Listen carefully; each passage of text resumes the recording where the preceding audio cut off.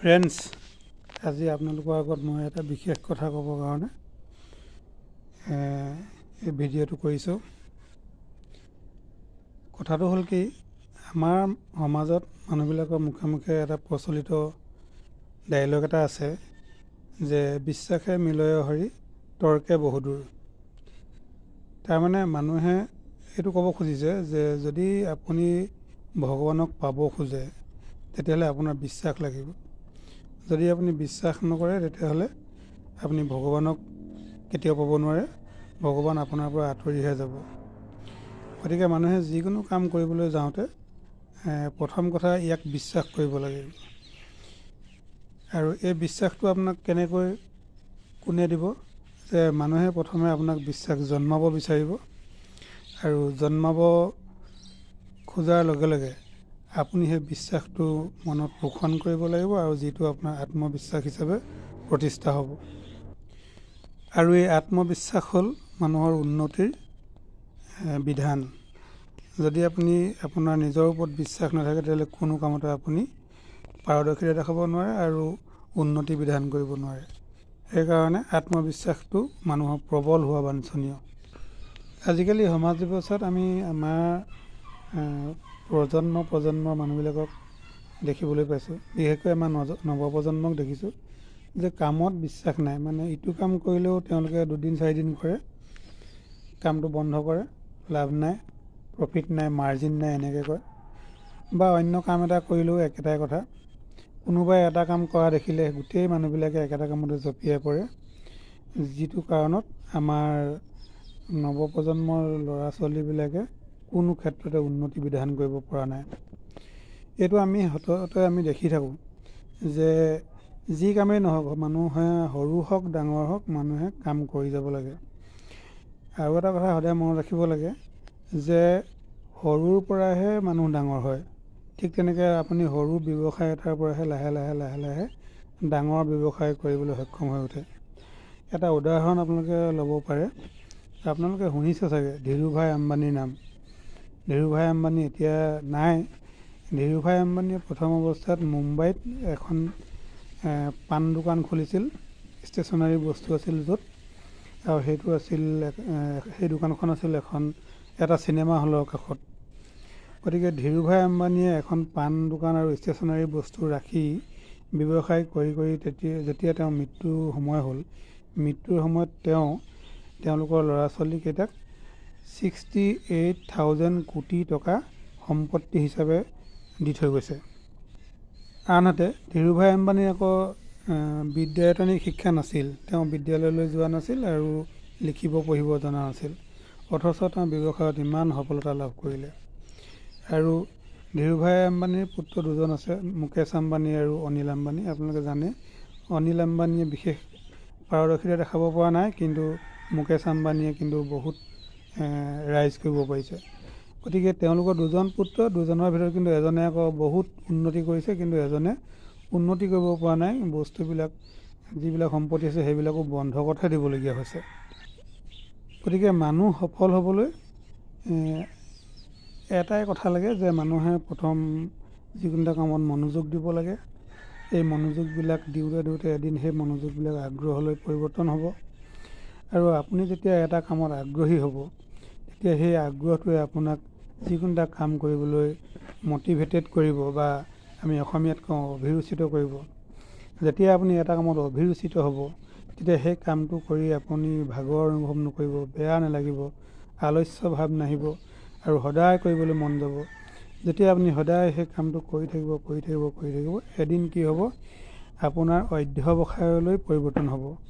অধ্যৱসায়টোক ইংলিছত পাৰ্চিভাৰেঞ্চ বুলি কয়। গতিকে মানুহ যেতিয়া অধ্যৱসায়ী হৈ উঠিলে মানুহে কৃতকাৰ্যতা লাভ কৰিবই আৰু লক্ষ্য পূৰণ কৰিব পাৰিবই। আমি সেইকাৰণে স্কুলীয়া ল'ৰা ছোৱালীবিলাকক বা আমাৰ ল'ৰা ছোৱালীবিলাকক কওঁ যে মানুহ অধ্যৱসায়ী হ'ব লাগে। এই অধ্যৱসায়ীটো খালি একেদিনাই হৈ উঠা বস্তু নহয়। অধ্যৱসায়ী হৈ উঠিবলৈ হ'লে আপুনি প্ৰথমে মনোযোগ দিব লাগিব। আৰু মনোযোগ আপুনি কেতিয়া দিব? যেতিয়া আপোনাৰ মনত প্ৰবল আত্মবিশ্বাস থাকিব যে মই এই কামটো কৰিব পাৰিমেই।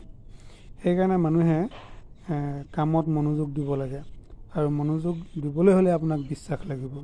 আৰু আমাৰ অসমীয়াত সেইকাৰণে এই আপ্ত বাক্যশাৰী সদায় যুগে যুগে চলি আহিছে যে বিশ্বাসে মিলয় হৰি তৰ্কে বহুদূৰ।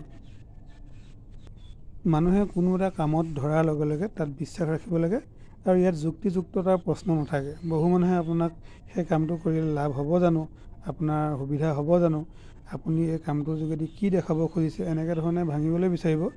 তাৰমানে মানুহৰ এইটো গুণেই আছে যে মানুহে আনক কাম কৰা দেখিলে সমালোচনা কৰে, কিন্তু নিজে তেনেকুৱা এটা কাম কৰিবলৈ আগবাঢ়ি কোনোদিন নাযায়। সেইকাৰণে মানুহে যি কামতে হাত নিদিয়ক, সৰু হওক ডাঙৰ হওক কথা নাই, কামৰ সৰু বৰ নাই আৰু কাম সৰুৰ পৰাই ডাঙৰ হ'ব। আৰু এখন সমাজ সুপৰিচালিত হ'বলৈ হ'লে সৰুৰ পৰা ডাঙৰলৈকে সকলো কামেই কৰিব লাগিব।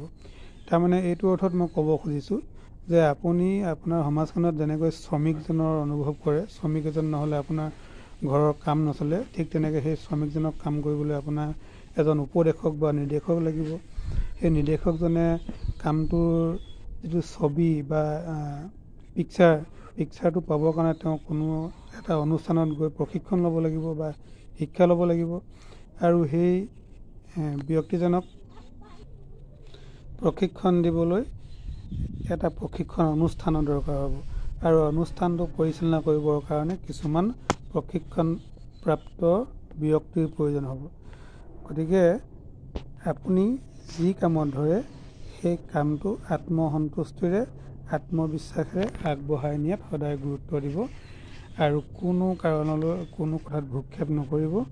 যদিহে কামটো সমাজৰ কল্যাণৰ কাৰণে হয় তেতিয়াহ'লে আপুনি কোনো কথাতে ভূক্ষেপ কৰাৰ প্ৰয়োজন নাই, আপুনি নিজৰ কাম কৰি যাওক।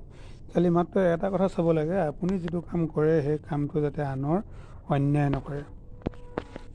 এতিয়া আচল কথাটো হ'ল কি, আপুনি কৰা কামটোৰ ওপৰত আপোনাৰ বিশ্বাস আছেনে নাই।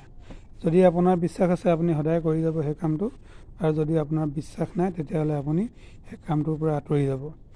গতিকে মানুহে কামত সদায় বিশ্বাস ৰাখিব লাগে আৰু আগবাঢ়ি যাব লাগে। এতিয়া কথাটো হ'ল বিশ্বাসে মিলয় হৰি, এই বাক্যটোত হৰিক কিয় অনা হ'ল। এতিয়া হৰিক অনাৰ প্ৰধান কাৰণটো হ'ল কি, হৰিয়ে হ'ল ভগৱান, কৃষ্ণ, আল্লাহ, গড, জেচাছ যিয়ে নহওক সেইজনে হ'ল হৰি।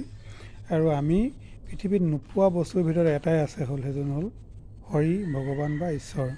গতিকে ভগৱানক পাবৰ কাৰণে আপোনাক বিশ্বাস লাগে। আৰু বহু মানুহে কয় ভগৱানৰ উপস্থিতি আছে, ভগৱানক পোৱা যায়, আৰু বহু মানুহে কয় ভগৱান নাই এই পৃথিৱীত। গতিকে ভগৱানৰ কথা ভাবি লাভ নাই। যদি আপুনি ভগৱানৰ কথা ভাবিছে, যদি বিশ্বাস কৰিছে তেতিয়াহ'লে আপুনি আস্তিক, আৰু যদি আপুনি ভগৱানৰ উপস্থিতি ভবা নাই বা ভগৱানক বিশ্বাস নকৰে তেতিয়াহ'লে আপুনি নাস্তিক হয়। কিন্তু পৃথিৱীত আস্তিকো জীয়াই আছে, নাস্তিকো জীয়াই আছে। আপুনি আস্তিক হৈও আপুনি জীৱন নিৰ্বাহ কৰিব পাৰে, নাস্তিক হৈও জীৱন নিৰ্বাহ কৰিব পাৰে। গতিকে আপুনি যিটো ভাল সেইটো কৰিব, আৰু সেইটো নিৰ্ভৰ কৰিব আপোনাৰ বিশ্বাসৰ ওপৰত। ভগৱানৰ ওপৰত যদি আপোনাৰ বিশ্বাস আছে আপুনি সদায় ভগৱানক প্ৰশংসা কৰিব আৰু ভগৱানৰ উপস্থিতি কামনা কৰিব, ভগৱানক পাবৰ কাৰণে যত্নৱান হ'ব। ল'ৰা ছোৱালীকো আপুনি ভগৱানৰ প্ৰতি আকৃষ্ট কৰিবলৈ যত্ন কৰিব। আৰু যদি আপুনি ভাবে যে ভগৱান নাই তেতিয়াহ'লে ভগৱানৰ প্ৰতি আপুনি আকৃষ্ট নিজেও নহ'ব, নিজৰ ল'ৰা ছোৱালীকো আপুনি আকৃষ্ট কৰিবলৈ যত্ন নকৰিব।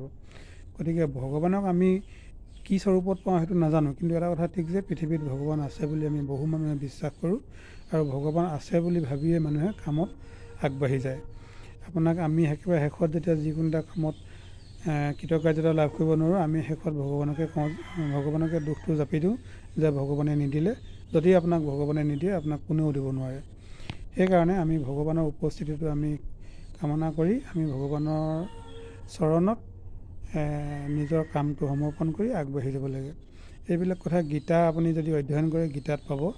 মই ভৱিষ্যতে যদি এনেকুৱা ভিডিঅ'বিলাক আপোনালোকে ভাল পায় তেতিয়াহ'লে মই ভৱিষ্যতে ভগৱানৰ ওপৰতো মোৰ নিজৰ বিশ্বাস আৰু নিজৰ যিবিলাক মোক ক'বলগীয়া কথা আপোনালোকক জনাম। আপোনালোকে খালি ভিডিঅ'টো ভাল পালে লাইক কৰিব আৰু শ্বেয়াৰ কৰিব, আৰু যিকোনো যদি কথা আপুনি জানিব খোজে তেতিয়াহ'লে মই য'ত পৰোনাস্তি দিবলৈ যত্ন কৰিম। ইয়াকে কৈ আজি এই ভিডিঅ'টো সমাপ্ত কৰিছোঁ। ধন্যবাদ।